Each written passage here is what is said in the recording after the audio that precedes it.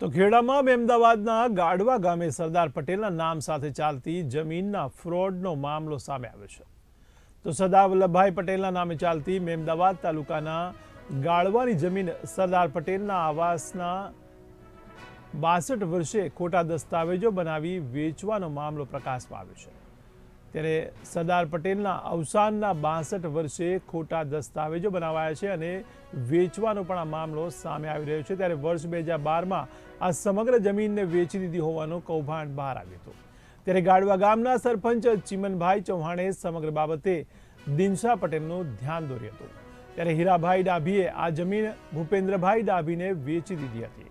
ત્યારે તત્કાલીન કેન્દ્રીય મંત્રી દિનશા પટેલની સૂચનાથી ખેડા જિલ્લા કલેક્ટર MV પારઘીએ તપાસ કરી કસૂરવાર હીરાભાઈ ડાભી સામે FIR દાખલ કરવામાં આવી હતી, જે કેસ અમદાવાદની તાલુકા કોર્ટમાં ચાલી ગયો હતો, જેમાં કસૂરવારોને 5 વર્ષની કેદ ફરમાવવામાં આવી છે। જોકે આરોપી હીરાભાઈનું ટ્રાયલ દરમિયાન મોત નીપજ્યું હતું, જ્યારે 2 સાક્ષી પૈકી ખરીદનારના પિતા અને અન્ય એકને 5 વર્ષની કેદ ફટકારવામાં આવી છે। ગઈકાલે ક્રિમિનલ કેસ નંબર 2133/2012 નામદાર કોર્ટે આરોપીને સજા કરેલી છે। કેસની વિગત એવી છે કે અમદાવાદ તાલુકાનું જે ગાળવા ગામ આવેલું છે એના સીમના સર્વે નંબર 270 વાળી જમીન ગુજરાત પ્રાંતીય સમિતિના પ્રમુખ વલ્લભભાઈ ઝવેરભાઈ પટેલના નામે સને 1930થી આવેલી હતી।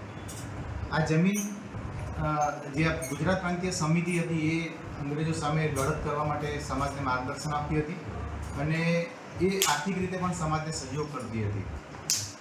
એટલે એ વખતે વહીવટી ખર્ચને પહોંચી વળવા માટે લોકોએ આર્થિક રીતે અને કેટલાક લોકોએ જમીન પણ દાનમાં આપેલી હતી। ભારતમાં જુદી જુદી જગ્યાએ ગુજરાત પ્રાંતીય સમિતિની જમીનો આવેલી છે અને એ આઝાદી પહેલાંની પ્રાંતીય સમિતિની રચના થયેલી ને એના પ્રમુખ વલ્લભભાઈ ઝવેરભાઈ પટેલ હતા। વર્ષ 2004માં રેવન્યુ રેકોર્ડનું જ્યારે કમ્પ્યુટરાઇઝ થયું ત્યારે જે રેવન્યુ રેકોર્ડમાં 7/12માં ને કે બીજા રેવન્યુ રેકોર્ડમાં વલ્લભભાઈ ઝવેરભાઈ પટેલના નામ આગળ ગુજરાત પ્રાંતીય સમિતિના પ્રમુખ એટલે ભૂપ્રાસના પ્રમુખ એ શબ્દો નીકળી ગયેલા અને ફક્ત રેવન્યુ રેકોર્ડમાં વલ્લભભાઈ ઝવેરભાઈ પટેલ એકલાનું નામ ચાલતું જ।